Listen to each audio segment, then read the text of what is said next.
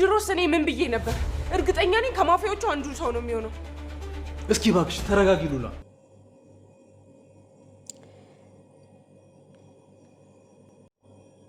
አሁን ላይ ሁሉም እየተጠራጠሩ ያሉት ሱራፌል የእውነት ገንዘቡን ስለሚፈልገው ምናልባት አርቆት የሆነ በማለት ሁሉም እጣታቸውን ሱራፌል ላይ ቀዝረዋል። ሱራፌል ደግሞ ገንዘብ እንዴት እኔ እወስዳለሁ? ለእናንተም ነው እንጂ እኔ እዚህ ሁሉ እኮ የደረስኩት በእናንተ ነው። እስር ቤት እኮ በስብሼ ይቀር ነበር። እንዴት እንደዚህ ትሉኛላችሁ? እያለ ከሁሉም ጋር ይናጀሳል። ሳሚ ምንም ባይዋጥለትም ታዲያ ማን አይቶሃል? ብሩን ስታስቀምጠው ማን ነበር ያየህ? እስኪ በደንብ ሂደን እንየው በማለት ደግሞ ይጠይቀዋል። እሺ ደግመን እንሄዳለን። ሉሊት ከውጭ እየሮጠች ስለመጣች ምንድነው ማነውስ እየተከተለሽ በማለት ይጠይቋታል። እኔ አላቅም፣ ሰውየው ማን እንደሆነ ፊቱን በደንብ አላየሁትኝም፣ ግን ደግሞ የሆነ ሰው እንደተከተለኝ 100% እርግጠኛ ነኝ። ስለዚህ እኔም እዚህ ቤት መቆየት የለብኝም። የዚህ ቤት ችግር ገና እያለቀ አይመስለኝም። እናም ወደዛው መመለስ እንዳለብኝ ነው እኔ የሚሰማኝ በማለት ትነግራቸዋለች። እህቴ እኔና አንቺ አብረን እንድንኖር አልተፈቀደልንም መሰለኝ፣ ለምን እንደሆነ አላቅም። ይኸው አሁን ደግሞ ሁሉንም ጨረስን ስንል እዚህ መከራ ውስጥ ገባን ተመልሰን። ምናልባት ግን ቆይ ቤተሰቦቼ፣ ምናልባት እቺ የተረገመች ትጂ ሂዳ ሁሉን ነገር ነግረው እንዳይሆን በማለት ቤዛ ታወራለች። ሁሉም ግን የሚሉት እሷ ታዲያ ስለ 40 ሚሊዮን ብሩ እየታቃለች? ሱራፌል 40 ሚሊዮን ብር እንዳለው እየታቃለች እና ነው የምታውቀው ነገር አለ እንዴ በማለት ሲጠይቁ እሱን አታቅም፣ ግን ደግሞ ያው ሁሉም የቀዘሩት ሳሚና ሱራፌል እያሉ ስለሆነ እሷም የነሱ የምትናገረውን ሲስተም ተጠቅማ ይህንን ነገር ብላ ከሆነ ምናልባት እሱ እንዳይሆን እየተከታተለን ያለው። እርግጥ ሁላችንም እንደምናውቀው መርማሪ ፖሊሱ ቀላል ሰው የሚባል አይደለም። በጣም ከባድና አስቸጋሪ ሰው ነው። መለቀቃችን እንደዚሁ ነፃነታችን አውጀን መጣን ማለት አይደለም፣ ግን ዙሪያችንን ማጥራት አለብን። እሱም መርማሪ ፖሊሱም ሆነ እንደገና ደግሞ እነዚህ እያረመኔው እዮቹ ሰዎች ጀሌዎች እነሱም ሊሆኑ ይችላሉ። እናም እባካችሁ ምን ማድረግ እንዳለብን አላቅም።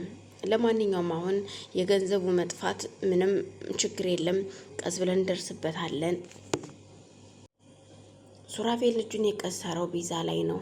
አንቺ እሷም ከዚህ በፊት ይሰጣቸው ይመለስላቸው ስልህ እምቢ ብለህ ስትለው ቤዛ እባክሽን ዝም በይ፣ እንዴት ነው የምንመልስላቸው? መለስንላቸው እኮ ማለት በዛን ሰዓት እኛ እስር ቤት ገባን ማለት ነው። ይህን አታውቂም? እስር ቤት በስብሰን እንድንቀር ነው እንዴ አንቺ? ቆይ ፍላጎትሽ በማለት ይጠይቃታል። እንዴት ነው ይኸውልሽ፣ ያን ጊዜ ሰተን ቢሆን ኑሮ ሁላችንም እስር ቤት ነበር። እኔ ብቻ ሳልሆን ይሄ ምስኪን ሳሚም አይወጣም ነበረ። እናም አለመናገራችንማ እንደውም ጥሩ ነው እንጂ ያደረገው። ተይ ቤዛ እባክሽን እንደዚህ አትበይ። ግን አሁን ሁን ብሎ ይህን ቤት የፈተሸው ሰው አለ ማለት ነው። አንቺ ዝም ብለሽ ስለምትጨነቂ ቤቱን እያየሽ አይደለም። እናም እባክሽን ተረጋጊ አሁን በማለት ይነግራታል። እሺ 40 ሚሊዮን ብሩ የት ሄደ? ግን ደግሞ ኩቻ አሁንም ቢሆን ዝም በል፣ እነሱ ራሳቸው ናቸው ገንዘቡን የወሰዱት። ምክንያቱም እኔ በጆሮ የተረጃ ሱቃችን ሁሉ ነገራችን የንግድ ድርጅታችን ሁሉ ከስሯልና ይህን ብር እኛ እንጠቀምበታለን እያለች ስለነበረ ሰምቻታለሁ ከእህቷ ጋራ በማለት ለሳሚ ተነግረዋለች። ሳሚ ግን ኩቻን ከዚህ በኋላ እኔ እንደማልፈልግሽ፣ አንቺ ገንዘብ አፍቃሪ እንጂ ሰው አፍቃሪ አይደለሽም ይላታል። እኔ ስታቀኝ ገንዘብ አፍቃሪ ሆኜ ነው ወይ የምታቀኝ ስትለው፣ እኔ በዛን ሰዓትማ ገንዘብ አፍቃሪ ሳትሆኝ ገንዘብ ሰው አፍቃሪ ነበርሽ። አሁን ግን ምን እንዳመጣብሽ አላቅም፣ ገንዘብ ላይ ሆኗል ሁሉ ነገርሽ በማለት ይነግራታል። አሁን እኮ ገንዘብ ላይ እየሆነ ሁሉ ነገሬ በሆዴ እያያዝኩት ልጅ ገንዘብ ያስፈልገዋል፣ ችን ህይወት ያስፈልገናል ትለዋለች። እሺ አሁን ቅንጅርቴ እና ማማ ጸበል ነው ያለችው። ቅንጅርት የሚያውቀው ነገር ይኖር ይሆን እንዴ? እስኪ ቆይ እንጥራው በማለት ቆይ ስለዚህ ብር ግን የሚያውቀው ማን ነው? እንዴት እንደዚህ ሊሆን ይችላል? እኔ እያልገባኝ ግልጽ ያልሆነ ነገር አለ። ለማንኛውም እናንተ ተረጋጉ በማለት ሳሚ ወጥቶ ትቷቸው ይሄዳል። ወጥቶ የሄደው ቅንጅርትንም ሆነ እስኪ ትጅንም ካገኘዋት አናግራታለሁ። በነገራችን ላይ ይቺ የተረገመች ልጅ እንዲሁ በቀደም መልቀቅ አልነበረብንም፣ መደራደር ነበረብን ሲል ይነግራታል። እያወሩት እያለ ምክንያቱም ትጂ ኢንፎርሜሽኑን እርግጠኛ ነኝ እነሱ ጋም ከነ ሽብሩ ጋም በተገናኘች ጊዜ እነሱም የሆነ አማርኛ ሳይሳሳቱ አልቀሩም። ሳሮም አሁን እኮ የኩቻ ቢጤ ሆናለች። ገንዘብ ባትወድም ግን የሆነ ነገር ኢንፎርሜሽን ለመስማት በማለት ትጀምራለች። አላያችሁም እንዴ እዚህ ጋር ቁጭ ብለን እንኳን ተሰብስበን ስንወያይ ትጅኮ እንደዚህ ሀይጥ ምናምን ስትለው እሱም ምን እባክሽ አሁን እንደዚህ አይነት ነገር አታውሪ ብሏታል። ግን አሁን ይህን ሁሉ ኢንፎርሜሽን ይዛለች። እናም እባክሽ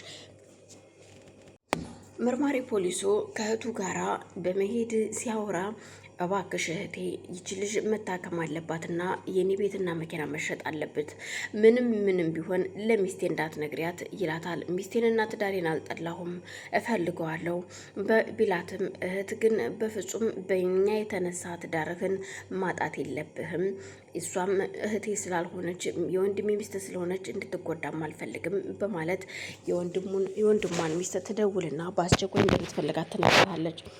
ስትመጣ እሷ ምንድን ነው የተፈጠረው በማለት ወደ ቤት ስትመጣ እዩልሽ እህቴ ግን ይቅርታ አድርጊልኝ፣ ወንድሜም እርግጥ አውቆ አይደለም ግን ቢሆንም የኔ ልጅ ለማሳከም ሲል ቤታችሁንና መኪናውን ሊሸጠው ነው በላይሽ ላይ ተሸጠ ማለት ደግሞ ጎዳና ትወጣላችሁ አውቃለሁ፣ የፖሊስ ደሞዝ በቂ አይደለም ስትል እናም ልታስቆሚው ትችያለሽ አሁን ትላታለች።